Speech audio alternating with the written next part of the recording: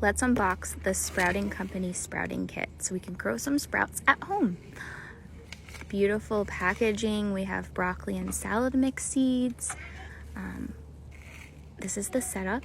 Comes with a measuring cup, instructions.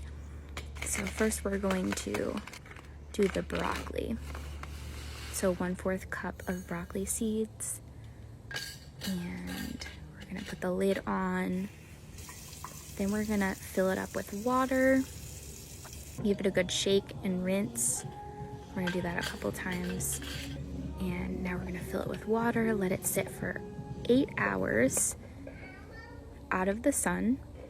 Okay, it's been 8 hours, so we're gonna give it a drain, rinse it off a couple more times, make sure all the water is out. And we're gonna do this twice a day, this whole process, for 5 to 7 days. I'm coating the jar with the seeds all the way around. Okay, now it's time to harvest these babies. This is after 5 days, you guys. I was in shock. We're gonna give them a good rinse and get those hulls off, those brown seeds. I put them in a salad spinner a couple times and washed them with the Thieves Veggie and Fruit Wash. We're gonna store them in a glass container and we're good to go. Enjoy.